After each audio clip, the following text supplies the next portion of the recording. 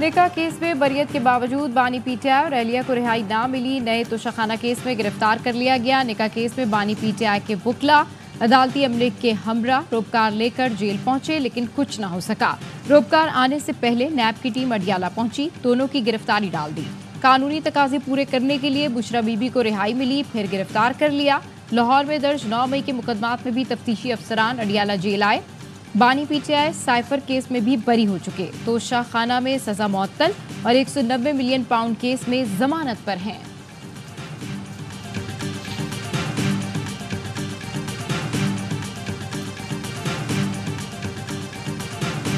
हुकूमत की ईमा पर बुशरा बीबी को रिहा नहीं किया गया। उमर अयूब की अडियाला जेल के बाहर मीडिया से गुफ्तगू। कहा, बुशरा बीबी को गाड़ी में बाहर लाए और फिर जेल के अंदर ले गए। जाली केस बनाकर दूसरी गिरफ्तारी डाल दी गई। जेल इंतजामिया ने वकील इंतजार पंजोता को जेल में यरगमाल बनाए रखा।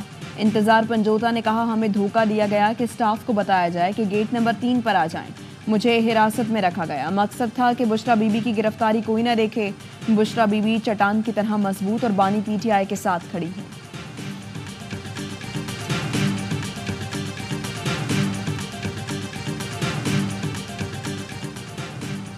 तोशा खाना को चौथी मरतबा गैर कानूनी तरीके से इस्तेमाल किया जा रहा है। बानी पीटीआई और एहलिया को रिहा ना किया गया तो अवाम की अदालत से रुजू करेंगे। पीटीआई कोर कमेटी का ऐलान। हंगामी इजलास में फैसले के बाद की सूरत हाल पर गौर किया गया। कहा, बानी पीटीआई और एहलिया को जबरन कैद में रखकर सियासी इंतकाम का निशाना बनाया तो मुजाहिमत करेंगे। मुल्कगीर मुजाहिमत के सिवा किसी और ऑप्शन को खातिर में नहीं लाएंगे। कोर कमेटी ने मुकदमे से बरियत के बाद रिहाई का मुतालबा किया। रिहाई के कानूनी हक में महरूम करने की कोशिशों की मजम्मत।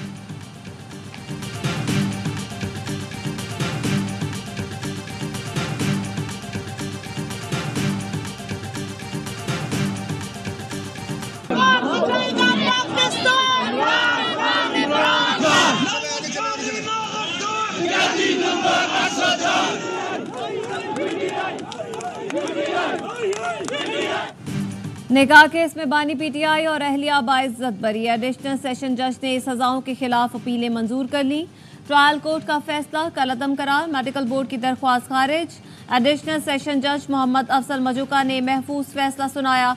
बानी पीटीआई और बुशरा बीबी की रिहाई के रूपकार जारी। अदालत ने तहरीरी फैसले में लिखा, बानी पीटीआई और बुशरा बीबी किसी और केस में मतलूब नहीं तो रिहा किया जाए।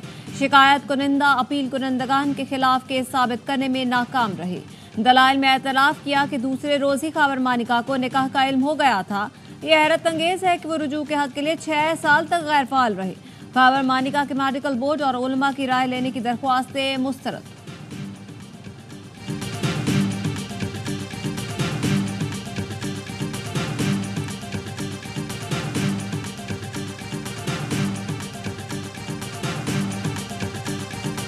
खान साहब के खिलाफ 2 केसेस थे। एक अलकादर, उसमें खान साहब की बेल है। दूसरा ये वाला केस जिसमें खान साहब जेल में थे। आज खान साहब की रिहाई होने चाहिए। ये आखिरी केस था जो खत्म हो गया। ये आखिरी केस था। आज बानी पीटीआई की रिहाई होनी चाहिए। ये वो केस था जिसकी कोई बुनियाद ही नहीं थी। तमाम केसेस सियासी बुनियादों पर बनाए गए थे। बारिस्टर गौहर कहते हैं, बानी पीटीआई सुप्रीम कोर्ट के गुज़श्ता रोज के फैसले से खुश थे। बानी पीटीआई जब रिहा होंगे तो कौम उनका इस्तकबाल करेगी। बानी पीटीआई चाहते हैं मुल्क में आइन और कानून की बालादस्ती हो। कमल शोसब ने कहा कि फैसले से खवातीन की इज्जतें महफूज हो गई।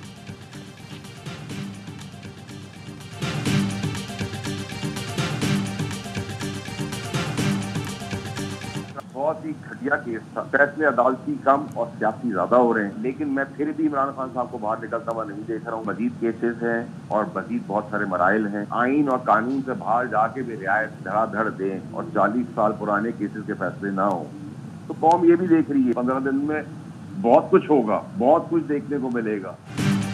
निकाह केस शर्मनाक केस था। इसके बावजूद भी बानी पीटीआई की रिहाई मुमकिन नहीं होगी। सेनेटर फैसल वोडा कहते हैं, अभी बहुत से मराहिल और केसेस बाकी हैं। चाहे कोई कितना ही आइन और कानून से बाहर जाकर रियायत दे दे, 15 दिन के अंदर सियासत में बहुत कुछ देखने को मिलेगा। अखाड़े में बोली लगेगी, जमीर बिकेंगे। पीटीआई रहनुमा चाहते हैं बानी पीटीआई अंदर रहें। बुशरा बीबी रिहा हो गई तो पीटीआई के टुकड़े जल्दी हो जाएंगे।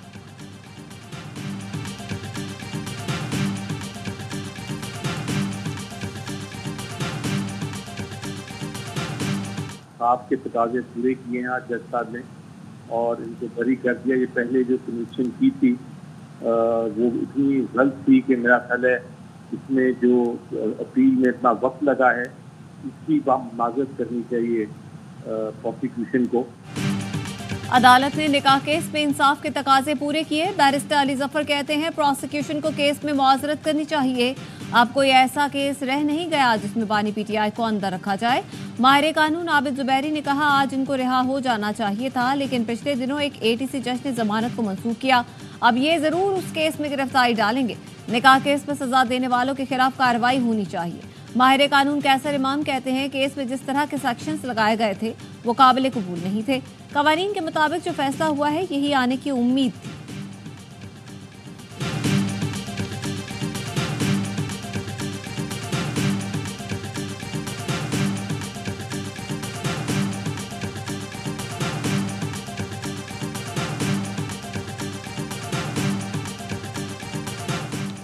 वज़ीर-ए-आज़म शहबाज शरीफ और सदर नून लीग नवाज शरीफ की मुलाकात, मुल्की सियासी सूरत हाल और सुप्रीम कोर्ट के फैसले पर तबादला ख्याल। नवाज शरीफ ने पीर को मरी में आला सतह का इजलास तलब कर लिया। वज़ीर-ए-आज़म शहबाज शरीफ, वज़ीर आला मरियम नवाज समेत नून लीग की मरकजी क़यादत और काबीना अरकान शरीक होंगे। इजलास में सुप्रीम कोर्ट फैसले समेत अहम उमूर पर मुशावरत होगी।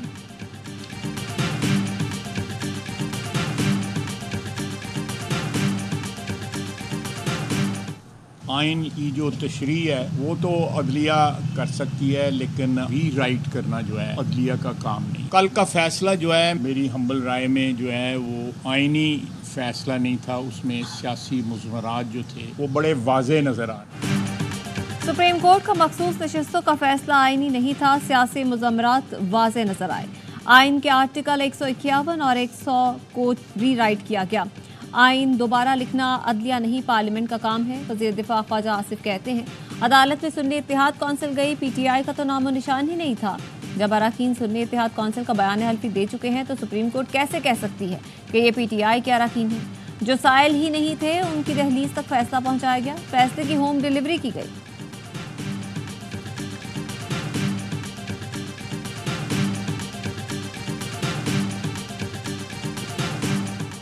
अगले 45 दिन हुकूमत के लिए अहम है। कौमी असम्बली में अक्सरियत हासिल करने के लिए पीटीआई को 30 से 35 सीटें दरकार हैं। फवाद चौधरी का कहना है इलेक्शन कमीशन ने सारा इलेक्शन प्रोसेस ही मशकूक कर दिया है। अदालती फैसले के बाद मुतालबा जोर पकड़ रहा है कि इलेक्शन कमिश्नर मुस्ताफी हो। बाबर आवान कहते हैं हुकूमत का काउंटडाउन शुरू हो गया। इलेक्शन कमीशन शहबाज शरीफ और मरियम नवाज इस्तीफा दें, नए इलेक्शन कराए जाएं, मौजूदा हुकूमत जाएगी तो पाकिस्तान ठीक होगा।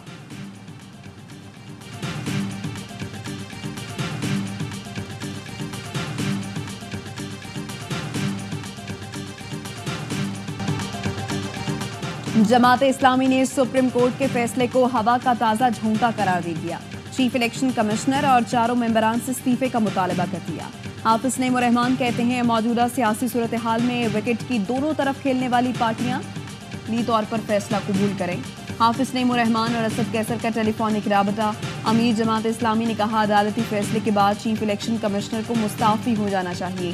फॉर्म 45 की बुनियाद पर नशिस्तें भी हकदारों को मिलनी चाहिए।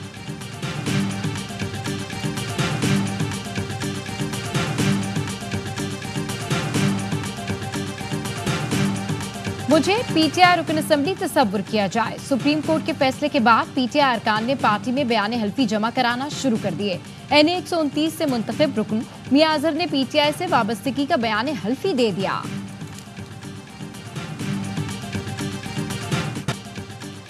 बानी पीटीआई के खिलाफ 190 मिलियन पाउंड मुंतकली केस में गवाहान आजम खान और जुबैदा जलाल के बयानात कलमबंद। वज़ीर आज़म के साबिक प्रिंसिपल सेक्रेटरी आजम खान ने बयान में कहा शहजाद अकबर एक नोट के साथ आए जिस पर उनके अपने दस्तखत थे और कहा वज़ीर आज़म ने इसको काबीना में मंजूरी के लिए पेश करने की हिदायत की है।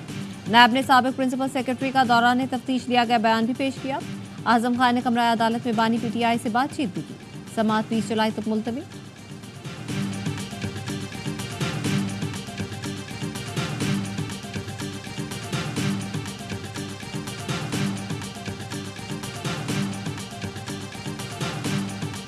आपको वो एवेन्यूज जो कि ढेला टैक्स नहीं देते उनको आप टैक्स लगाएं। जो ऑफिशियल जो हमारा टारगेट है रेवेन्यू का 13 ट्रिलियन, वो अपनी जगह है। सरमायाकार को, आप ताजर को तंग नहीं करेंगे। I will not allow you to adopt those tactics. Tax ना देने वालों को टैक्स नेट में लाएं, वक्त जाया किए बगैर बेहतरी की जानिब बढ़ना होगा। ताजरों और कारोबारी अफराद को नाजायज तंग ना करें। वज़ीर आज़म शहबाज शरीफ की FBR हेडक्वार्टर्स के इजलास में गुफ्तगू। कहा IMF से स्टाफ लेवल मुआहिदा हो गया, हतमी मंजूरी एग्जीक्यूटिव बोर्ड देगा। अल्लाह ने चाहा तो यह IMF का आखिरी प्रोग्राम होगा।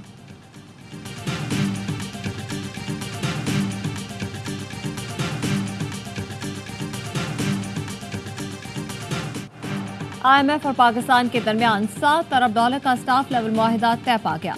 हतमी मंजूरी एग्जीक्यूटिव बोर्ड देगा। प्रोग्राम की मुद्दत 37 माह होगी।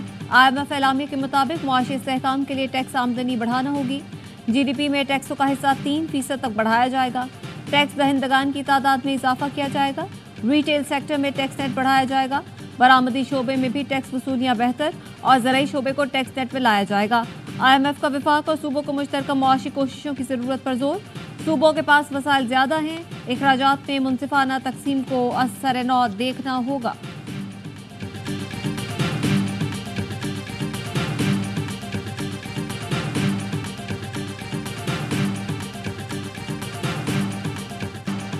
बिजली बिलों में 3 माह के लिए रिलीफ 94 नहीं 86% घरेलू सार्फिन को मिलेगा। पावर डिवीजन के मुताबिक माहाना 200 यूनिट इस्तेमाल करने वाले घरेलू सार्फिन 86% हैं। वज़ीर आज़म शहबाज शरीफ ने 94% घरेलू सार्फिन को रिलीफ देने का कहा है।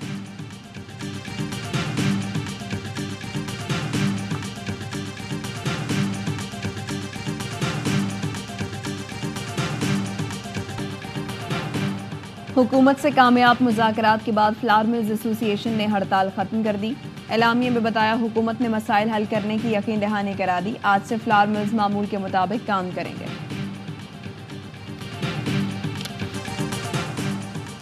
सदर आसिफ जरदारी की कैप्टन मोहम्मद उसामा बिन अरशद शहीद के घर आमद। शहीद के वालिद से इजहार ताज़ियत, अहले खाना से हमदर्दी का इजहार किया। सदर ने शहीद मोहम्मद उसामा बिन अरशद की बहादुरी और वतन के लिए खिदमात को भी सराहा। वतन के लिए जान का नजराना पेश करने पर शहीद को खिराज अकीदत पेश किया गया। कैप्टन मोहम्मद उसामा शुमाली वज़ीरिस्तान में दहशतगर्दों से लड़ते हुए शहीद हुए थे।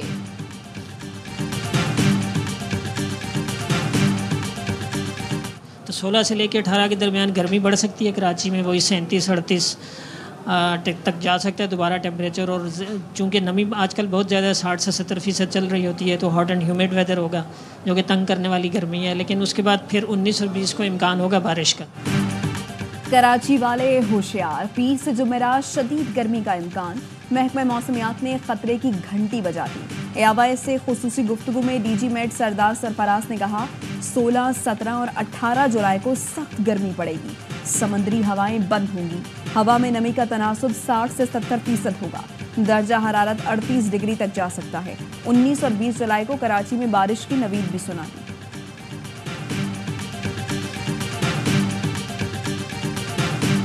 वर्ल्ड चैंपियनशिप ऑफ लेजेंड्स का फाइनल। पाकिस्तान और भारत मध्य मुकाबिल। शाहीनों की टॉस जीतकर पहले बैटिंग। भारत को बड़ा टारगेट देने की कोशिश।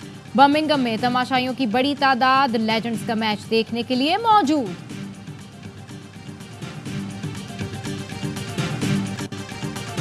भारतीय क्रिकेट बोर्ड की चैंपियंस ट्रॉफी के लिए पाकिस्तान का दौरा न करने की खबरों की तरदीद। नायब सदर भारतीय बोर्ड राजीव शुक्ला का कहना है कि चैंपियंस ट्रॉफी पर कोई ऑफिशियल बयान नहीं दिया। हमें नहीं मालूम मीडिया में यह खबर किसने दी। चैंपियंस ट्रॉफी में टीम की शिरकत का फैसला हुकूमत करेगी।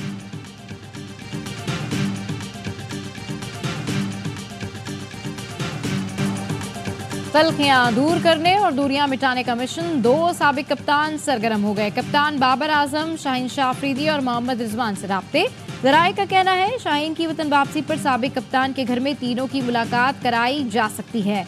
वर्ल्ड कप में बदतरीन नाकामी पर कोच गैरी क्रिस्टन की रिपोर्ट में तहलका खेज इंकशाफात सामने आए थे। कोच ने सीनियर खिलाड़ियों में इख्तिलाफात और कुछ प्लेयर्स की गैर संजीदगी की निशानदेही की थी।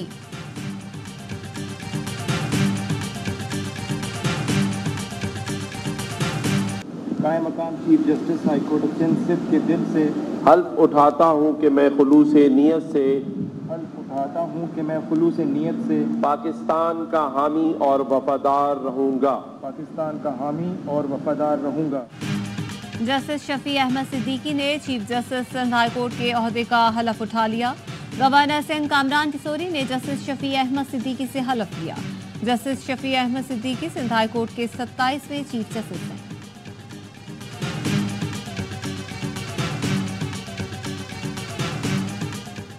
वज़ीर आला पंजाब का जश्न आज़ादी के दिन से सोलर पैनल की तकसीम शुरू करने का फैसला। 14 अगस्त से 200 यूनिट तक इस्तेमाल करने वाले मुफ्त सोलर पैनल हासिल कर सकेंगे।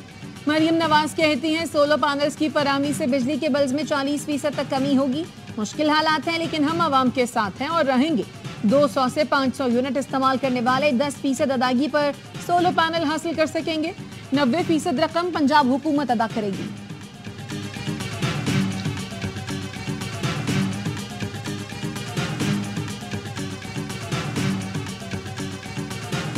कोयटा के मगरबी बाईपास अख्तराबाद के करीब धमाका, एक शख्स जाबाग। पुलिस का कहना है धमाके में 4 किलो धमाका खेज मवाद इस्तेमाल किया गया।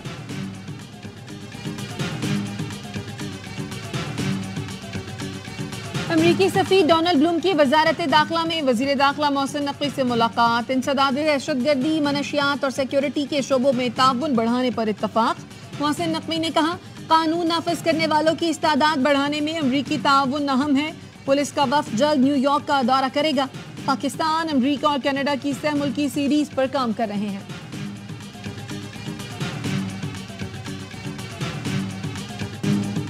मिसाइली फोर्सेस की सफाकियत, खान यूनिस में सेफ जोन पर वहशियाना बमबारी, अलमवासी पनाह गुज़ीन कैंप को खून में नहला दिया। एक ही हमले में 71 फलस्तीनी शहीद, 300 के करीब जख्मी। बीरुलबला में घर पर बमबारी में 7 फलस्तीनी शहीद हुए। लाखों बेघर फलस्तीनी दर दर की ठोकरें खाने पर मजबूर हैं। अरफा की खैमा बस्ती पर भी ज़मीनी और फ़ज़ाई हमले जारी हैं। शौदा की मजमूई तादाद 38,443 हो गई। 88,500 के करीब जख्मी हैं।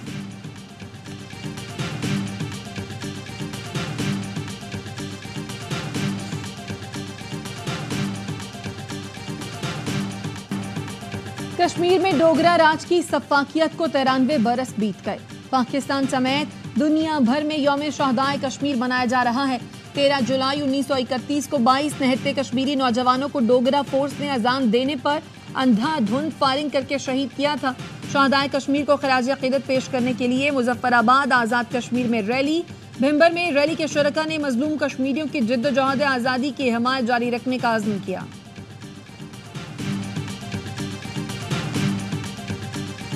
पाकिस्तान का अक़वाम मुत्तहिदा से गजा में फ़लस्तीनियों के लिए फौरी इमदादी कार्रवाइयों का मुतालबा। UN relief and works agency के इजलास से खिताब में पाकिस्तानी सिफारतकार रबिया एजाज का कहना था गजा अहम मंसूबे पर सलामती कौंसिल की करारदाद के मुताबिक अमल किया जाए। पाकिस्तान ने 8 तैयारों पर 2000 टन से ज़्यादा इमदादी सामान गजा रवाना किया।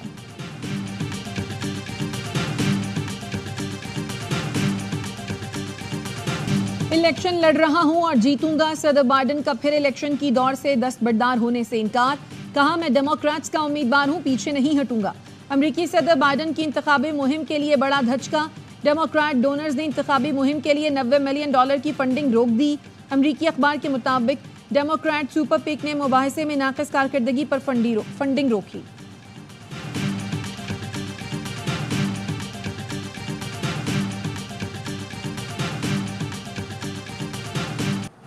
हज़रत फरीदुद्दीन मसूदगंज शक्कर रहमतुल्लाह अलैह के सालाना उर्स की तकरीबात जारी और उसकी बड़ी रस्म बहश्ती दरवाज़ा खोल दिया गया। मज़ार पर सिक्योरिटी के सख्त इंतजाम। कम उम्री में बना फुटबॉल का जादूगर, स्पेन के लामिन जमाल का है हर तरफ चर्चा। इतवार को यूरो कप का फाइनल, सब मुंतजिर हैं कि जमाल क्या कमाल दिखाएगा। 16 साल फुटबॉलर के गोल ने स्पेन को फाइनल में पहुंचाया था। विंबलडन पर होगी किसकी हुक्मरानी। नोवाक जोकोविच और कार्लोस अल्काराज लगातार दूसरी मरतबा कल फाइनल में टकराएंगे। 2023 का एक्शन रिप्ले होगा। सेमीफाइनल में जोकोविच ने इटली के लोरेंजो को शिकस्त दी। दिफाई चैंपियन अल्काराज ने मेडवेडेव को आउट क्लास किया। पीसीबी का नसीम शाह को दी 100 के लिए एनओसी न देने का फैसला। जराए का बताना है फास्ट बॉलर को वर्कलोड मैनेजमेंट के तहत एनओसी जारी नहीं किया। नसीम गुज़श्ता साल फिटनेस मसाइल का शिकार थे। लीग में उनका बर्मिंघम फोनिक्स के साथ मुआहदा है, जहां वो 1,25,000 पाउंड की महंगी तरीन कैटेगरी में शामिल थे।